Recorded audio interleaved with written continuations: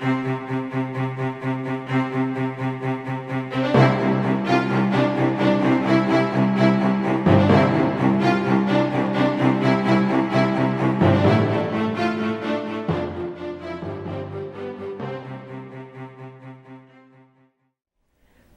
to this edition of the Talk of Simsbury. My name is Dominique Avery.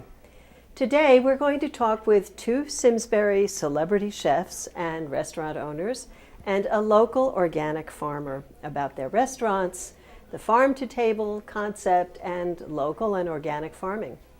I'm very excited today to have as my guest Chris Prosperi, who since 1998 has been the chef and co-owner with his wife of Metro Bis, which just moved to the historic 1820 house on Hot Meadow. It's a gorgeous restaurant.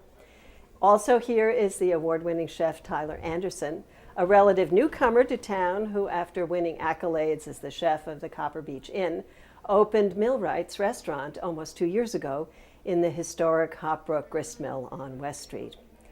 Also joining us is Daren Hall, who manages the George Hall Farm on Old Farms Road, Simsbury's largest organic farm, which has been on the ground floor of the organic farm movement since 1966. Welcome to all of you. I am so excited that you're here.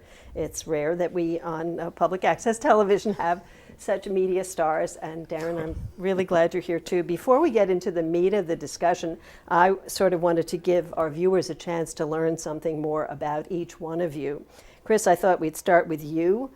I understand you're a New York native, born in Queens, and I wanted to get a little bit of an idea of what got you into cooking and what brought you to Simsbury. All right, so let's start with what got me into cooking.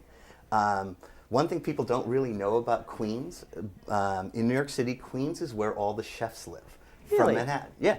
So I grew up, I'm the son of a pastry chef, and my father came here, I think it was in 1962, with a lot of other French chefs. My dad is from Paris, and my mom is from Austria. They were working the season, so they were in London when they originally met, and then they went from London to Guernsey and back and forward, and then they ended up here in the United States of New York, and that's how we ended up in Queens. And we were all born in Forest Hills. There's 3 boys, and we're all in the restaurant business. Amazing. It's something it's I don't crazy, think right? people knew. I've not read that anywhere. I'm It's a really secret. happy that you. So how about Simsbury? Well, Simsbury, so being a New Yorker, what do New Yorkers do on weekends? My parents were taking us to the Catskills for the summer, and this is when we were really little. This is the late 60s. And my mom, who was very smart, realized that she could buy a little weekend house in Connecticut, right, instead of going to the Catskills, and we could go away for the weekend. So that's how we got to Connecticut. We were weekenders in Connecticut, and I fell in love with it. I just fell in love with the lifestyle, not being in the city. So I started working in Connecticut probably in the 90s after I went to school for something else. I went to school originally for electrical engineering to try to get away from the family business. So I'm an electrical engineer first, and then I decided that's not what I wanted to do, and I got into cooking. I traveled around the country cooking, and then I came back to Connecticut because every time I was away, I missed it. So I felt like this was going to be my home. But then I went to work for my brother's best friend who was starting a restaurant, and we grew that into this huge business. He ended up with 4 different restaurants, and it was this just big monster, and I missed the intimacy of cooking in a small restaurant. So I got married the same year in 1998, and my wife and I drove around, and we were looking for an idyllic little town that we had that had a restaurant in it already that we could buy, because we didn't want to build or do any of that. And we drove around and drove around. We found Simsbury, fell in love with the town, met Claude and Kathy, the old owners of Metro Bis, and we had lunch in there with them and just fell in love with the place. And who knew, but they were selling. It's funny, there's a little French connection there. Yeah. I didn't realize that your father was French. We have the old Paris Metro doors, if anyone remembers how Metro started, right? Claude's family renovated the Paris Metro, and in the restaurant we have the old Paris Metro doors, and my dad says that when I was little, I was actually trying to open those as the Metro was moving, because they had these it renovated in the mid to late 70s, but I don't remember the old cars. But yeah, so that's that Paris connection. Well, thank you so much for sharing that with us. That's so interesting. Tyler, we're on to you now. I've read that you're a California native. Originally, yeah. From the other coast, and that you've been working in one kitchen or another since you were 16 years old. So I want to know a little bit about what got you into the kitchen when you were 16, what brought you to New England, and what finally brought you to Simsbury. Sure. Well, I got into the kitchen at 16 as a job in high school. It was nothing more than a way to fill the time. And my family owns restaurants in California. So my parents were pretty aware of what the restaurant business was all about at the time, and it wasn't quite, being a chef then wasn't quite what it is now. So they didn't want me to do it. So they tried to, get me out of it. So that made me want to do it even more, obviously, as a 16-year-old kid. So I stayed in restaurants. I've cooked across the country. I lived in San Francisco for quite a while. Lived in Chicago for almost 8 years and met my wife there. And worked in some great restaurants in both cities. And then got an opportunity to work for a hotel group, which sounded to me like a better way of life, a little bit, a better way to have some free time with my family and things like that. And then realized while working in the hotels that it wasn't really what I wanted to do. So one hotel I worked at was the Equinox. I was the chef at the Equinox in Vermont. And so after traveling quite a bit with my wife and my 2 young kids, I asked my wife where she wanted to live. She said, I want to live in New York or I want to live on the East Coast near the ocean, not New York or Boston. So we found the Copper Beach in Connecticut, which was a great property for me to go to, and sort of fell in love with the state of Connecticut. I love the products here. I love being this close to the ocean. I love that it's not a city.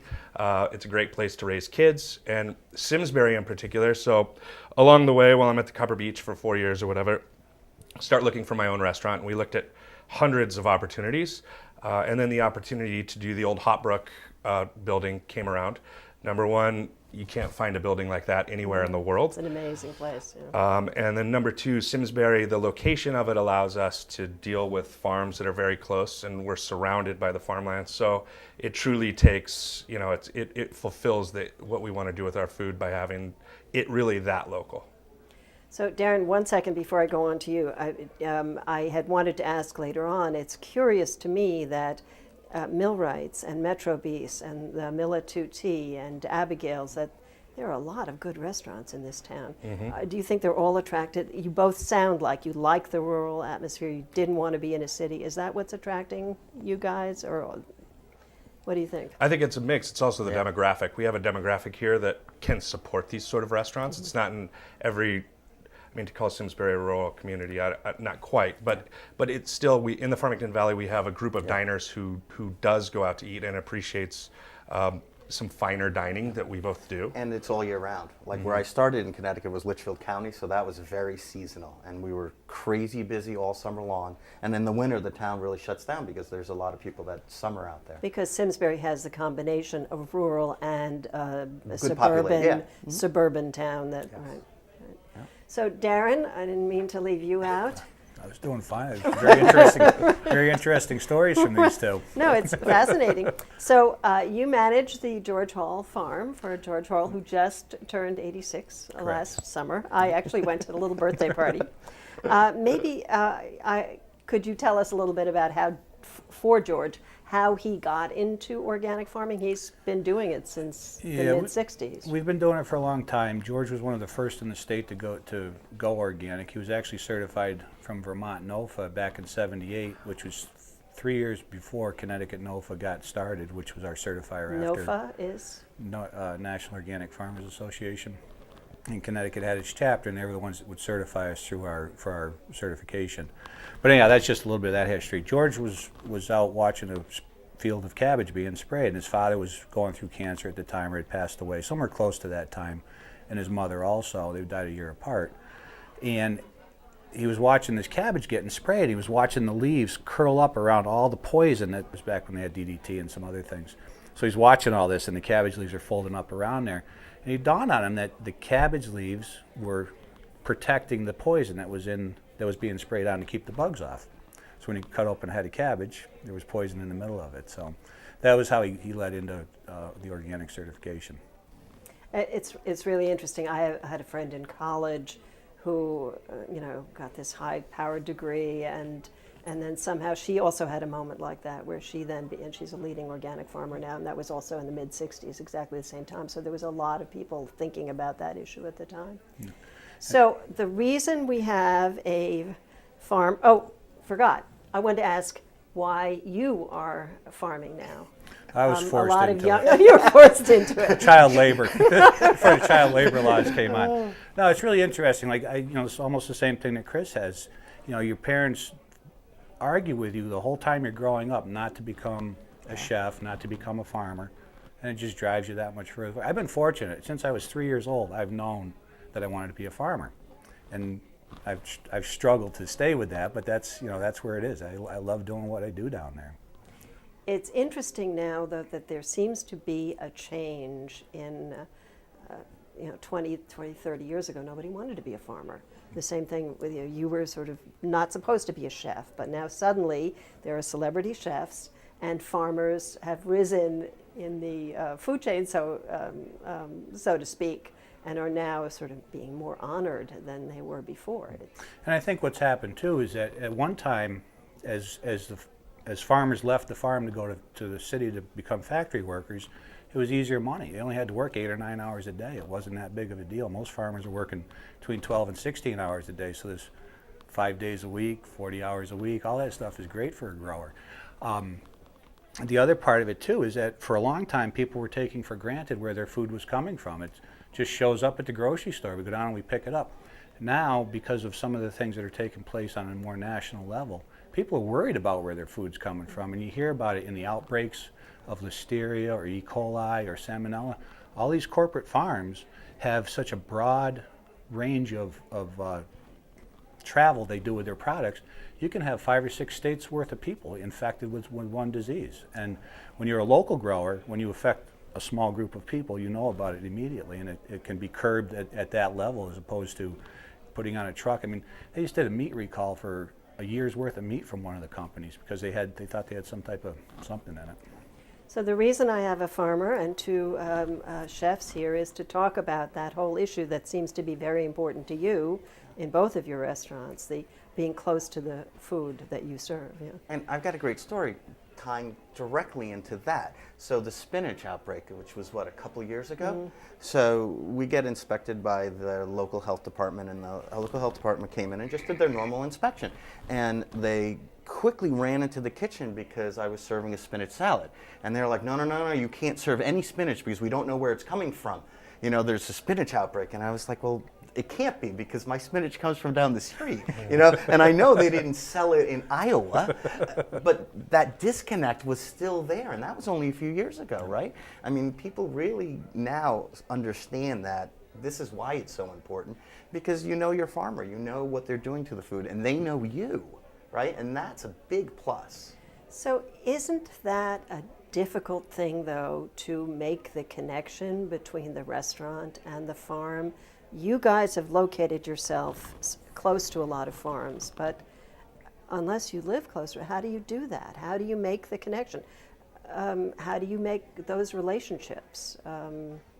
No. You're seeing it a lot now, and even in cities where farmers are getting together, right? Groups of Union farmers. Square Market in the city. Right. They have plenty of places to get stuff. And groups of farmers are getting together now, and sort of like a central thing, and then they have one truck that will go from 5 different farms and deliver to restaurants, and then do the farmers markets as well. So I mean, there is this network being built on the ground level, kind of, to get the food out there.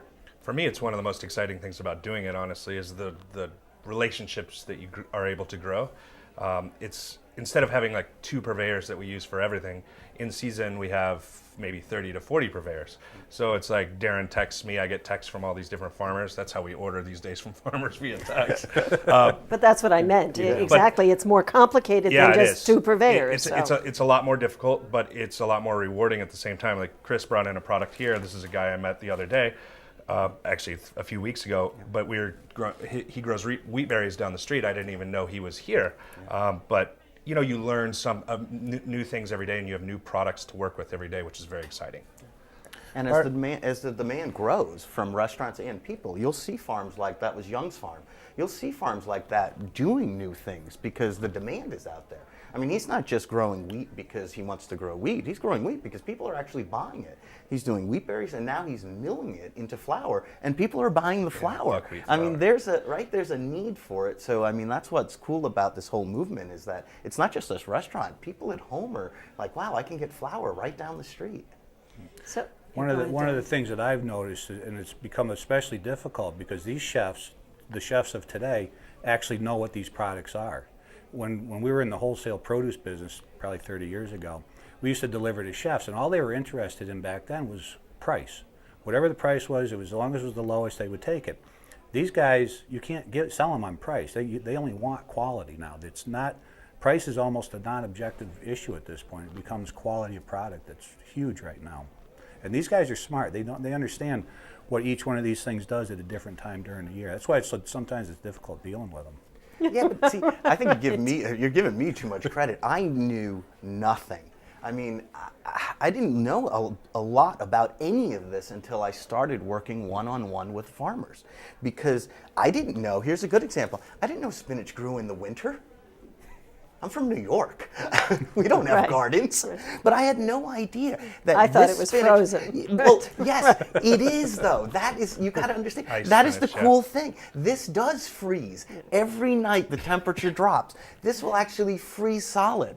And when the heat, right, the sun heats these little Really? hoop houses that the spinach is growing in, it comes back and it gets sweeter. And it's funny because you think chefs know it. I knew nothing. I knew nothing about like the sugar is concentrated, so the leaf is pulling more sugar and developing more sugar to protect itself from the frost. I didn't learn that as a chef. I learned that from talking to farmers and asking them, how does this grow in the, you would think it was like a lettuce, like when lettuce freezes, done. that's it, it's over. It's over. But this stuff comes back every day. The same thing with, this is upland cress, and this is the same thing. I mean, this delicate little leaf, ooh, I'm getting it all over the place, but look at this delicate little leaf, right, freezes solid, and then they pick it again. Right, as soon as it warms up in the hoop And house. this is the type of enthusiasm that I'm seeing as a grower from our chefs. I mean, our chefs are talking about food like it's a live, living being, and that's really, I already knew that, but now we're talking with the chefs about it, and they're catching on to it too. And you can hear it in their voice. They start getting excited, and they start going and get jittery, and it's crazy. Tyler, did I read somewhere that you bought a farm? I didn't buy a farm. I have a lot of land at my house, and it was a farm. We think it was a farm in the 50s, and so what we did is this year we retilled it, and I attempted to farm it myself with some help from this lady who owns GeoRoots Farm in Canton, but looking back, I mean, it's definitely a full-time job. Like, I underestimated the workload. I thought, oh, it's just half an acre to an acre. I can handle it, my wife and I. It'll be so nice, but no. So this year we hired a full-time farmer. The restaurant, we have a full-time farmer on staff pretty much. So we have that plot. He has a little plot, a half acre in Simsbury Community Farms. And together we've crop planned for this year. And so on my place, like, we'll still do tons of buying from Daren and Rosedale and all the farms around here. But at my place, it's very, very specialty product, small growths of things that you can't see, like bronze fennel as opposed to regular fennel. So like things we wanted to play with. So it's playtime at my place. I have a hard time calling it a farm. Daren has a farm. I have a large garden. And it's hobby, but it's enough. It produces enough of these small things that we'll be able to use them in the restaurant. He's better than I am. Right, I was gonna say. I'm on a 20-acre farm, and it is a real farm, except there's only grass. We have a huge 20,000 square foot barn that we store stuff in. There's no animals, there's no vegetables, except for grass. I tried once, and it's just no. It's a lot. We think restaurant work is a lot. No. It is nothing compared to what it takes, because at least we're inside. I mean, you guys have so much more to contend with than us. I mean, weather. I mean, every year is totally different. I mean, I'm, again, just learning this too, because when you're starting out as a chef in the 80s, food comes from everywhere. It always looks the same. It tastes pretty much the same. But this year, here's a good example. These, Daren actually thought these were large Brussels sprouts. These are actually the cabbage these are called storage cabbage, right? And this cabbage usually grows, the heads could be up to 10 pounds. And this is a cabbage one of the farms I use grow for me for making sauerkraut. Now, the year was just not very good, and they planted and they did the best they could, but this is what we got, right? How do you right? We know our customers are coming and we're going to feed them something. I mean, when you're talking about something you sell by the pound and you yielded 10-pound heads at each one of these, and now they're not even, right? That's when Daren comes to me and says, "Hey, I got some specialty baby cabbage for you." And I'm like, "Oh, I'll pay more perfect." for these. Yeah.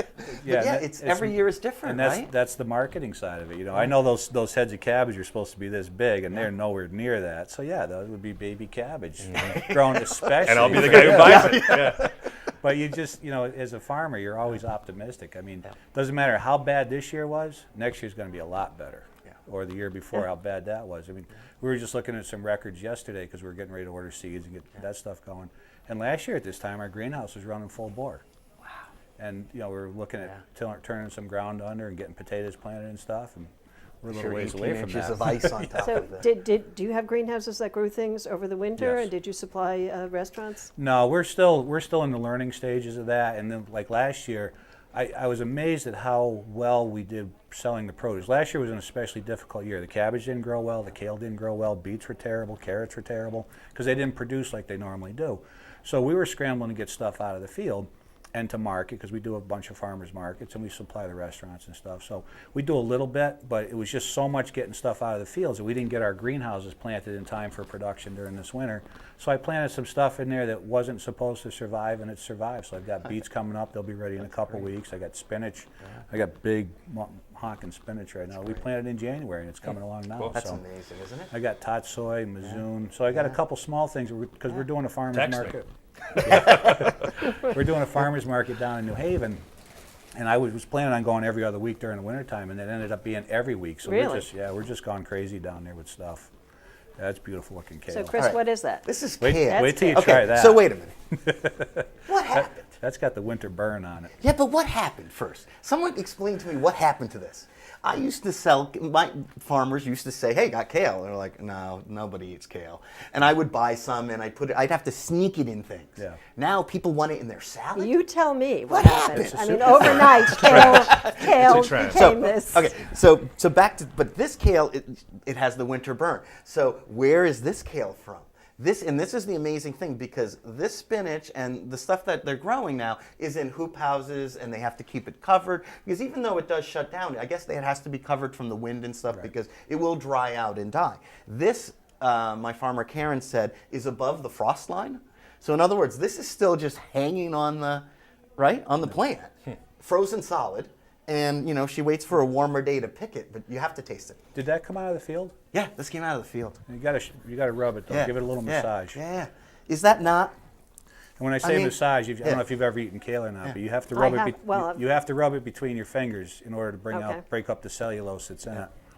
And then it is unbelievable how sweet and tasty this stuff is. Again, Well, that sugar, was actually right? pretty good. Plant stores sugar to protect it from the frost. Plus the water level drops Yeah. a little bit in it. Yeah. So, Tyler, you seem like a little bit of a philosopher here. A little bit Where of did a lot. kale come from?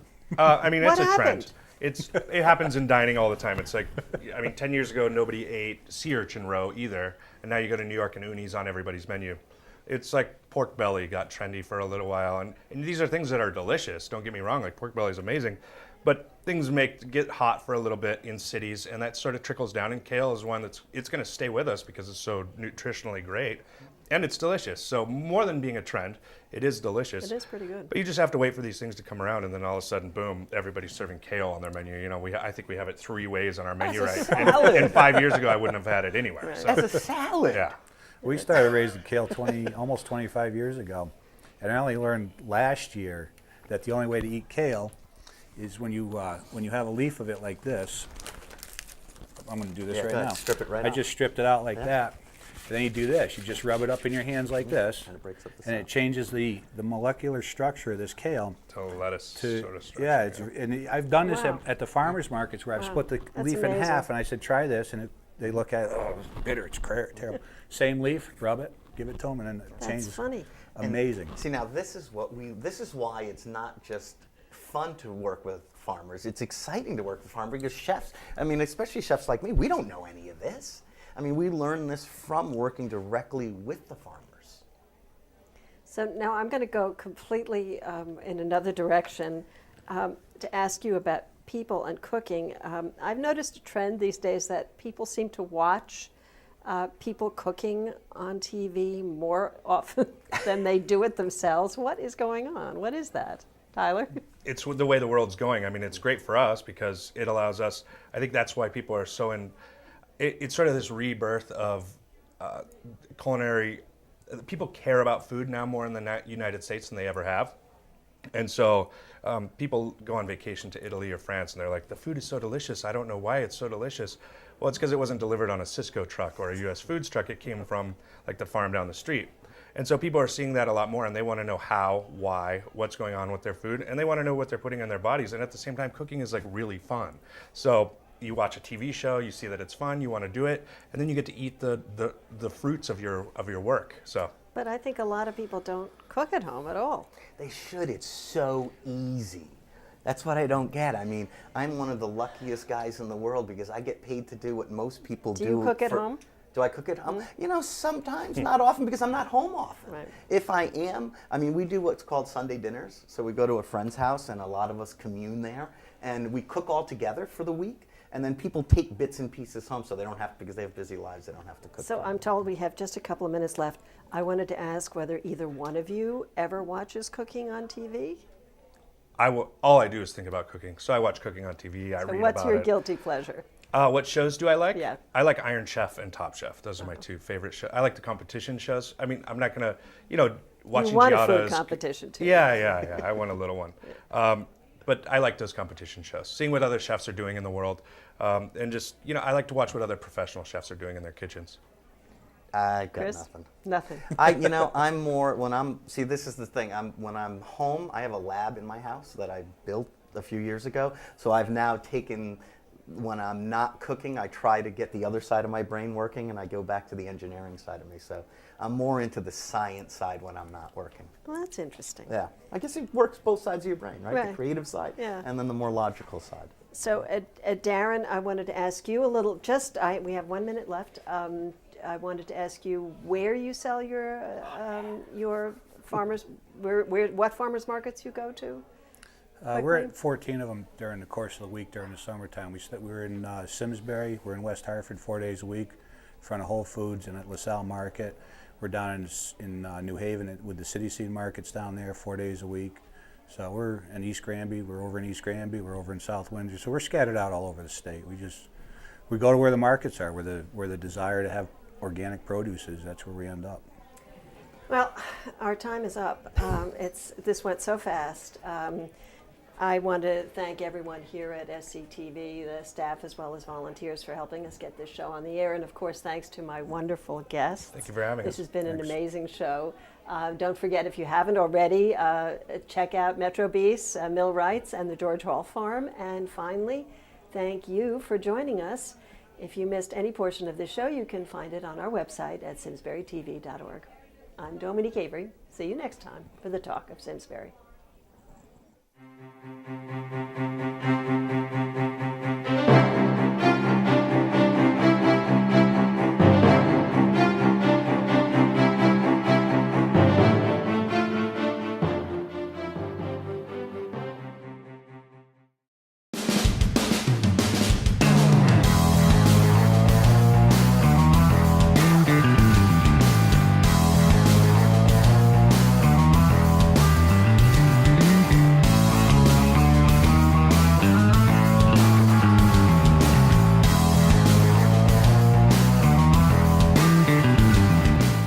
Funding for Simsbury Community Television is provided in part by contributions from viewers like you.